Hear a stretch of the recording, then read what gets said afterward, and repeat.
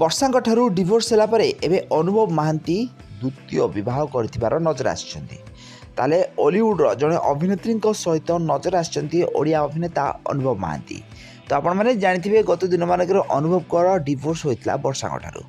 ତାହେଲେ କୋର୍ଟର ଦ୍ୱାରସ୍ଥ ହେଲା ପରେ ଅନୁଭବ ମହାନ୍ତି ବର୍ଷାଙ୍କ ଠାରୁ ଡିଭୋର୍ସ ପାଇଛନ୍ତି। 2010 ମସିହାରୁ ଦୁହେଁ ପରସ୍ପରଙ୍କୁ ଭଲ ପାଇ 2014 ମସିହାରେ ବିବାହ କରିଥିଲେ। ହେଲେ ତାଙ୍କ ବାହାଘର ବେଶୀ ଦିନ ପର୍ଯ୍ୟନ୍ତ ଚାଲିନଥିଲା। ଆଉ କୋର୍ଟର ଦ୍ୱାରସ୍ଥ ହେଲା ପରେ ଅନୁଭବ ବର୍ଷା ଏବେ ପରସ୍ପରଙ୍କ ଠାରୁ ଅଲଗା ହୋଇଯାଇଛନ୍ତି। ଦୁହିଁଙ୍କର ଡିଭୋର୍ସ ହୋଇଯାଇଛି। ଆଉ ଡିଭୋର୍ସ ହେଲା ପରେ ଏବେ ଅନୁଭବ ମହାନ୍ତି ଦ୍ୱିତୀୟ ବିବାହ କରିଥିବାର ନଜର ଆସିଛନ୍ତି।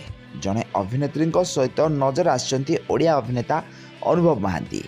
ତାହେଲେ ଆପଣମାନେ ଜାଣିଥିବେ ଅନୁଭବ ଗତ ଦିନମାନଙ୍କରେ ଗୋଟିଏ ସିନେମାରେ ଅଭିନୟ କରିଥିଲେ ଯାହାର ନାଁ ରହିଥିଲା କୁହୁଡ଼ି।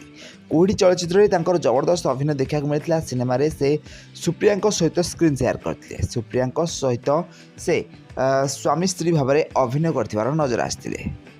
ଆଉ ଏହାପରେ ଆଗାମୀ ଦିନମାନଙ୍କରେ ଅନୁଭବ ମହାନ୍ତିଙ୍କ ଆଗାମୀ ଚଳଚ୍ଚିତ୍ର କର୍ମା ଆସିବାକୁ ଯାଉଛି। କର୍ମା ଚଳଚ୍ଚିତ୍ରରେ ଅନୁଭବ ମହାନ୍ତି ଅନ୍ୟ ଜଣେ ଅଭିନେତ୍ରୀଙ୍କ ସହିତ ସ୍କ୍ରିନ୍ ସେୟାର କରିଛନ୍ତି। ସିନେମାରେ ସେ ଅଭିନେତ୍ରୀ ଜଣଙ୍କୁ ବିବାହ କରିଛନ୍ତି। ଆଉ ବାହାଘର ପରେ ସ୍ୱାମୀ ସ୍ତ୍ରୀଙ୍କ ଭଳି ରହୁଥିବାର ନଜର ଆସିଛନ୍ତି। ସିନେମାଟି ଲଭ୍ ଥ୍ରିଲର ଓ ଆକ୍ସନକୁ ନେଇ ତିଆରି କରାଯାଇଛି। ଆଉ ଏହି ସିନେମାରେ ଅନୁଭବ ମହାନ୍ତି ଜବରଦସ୍ତ ଅଭିନୟ କରୁଥିବାର ନଜର ଆସିଛନ୍ତି। ସୁଟିଂ ସେଟ୍ର ଫଟୋ ଲିକ୍ ହେଲା ପରେ ଅନୁଭବ ମହାନ୍ତି ଜଣେ ଯୁବତୀଙ୍କ ସହିତ ନଜର ଆସିଛନ୍ତି। ତାହେଲେ ରିଲ୍ ଲାଇଫ୍ରେ ବିବାହ ବନ୍ଧନରେ ବାନ୍ଧି ହୋଇଛନ୍ତି ଅନୁଭବ ମହାନ୍ତି। ହେଲେ ରିଅଲ୍ ଲାଇଫ୍ରେ ଏବେ ସେ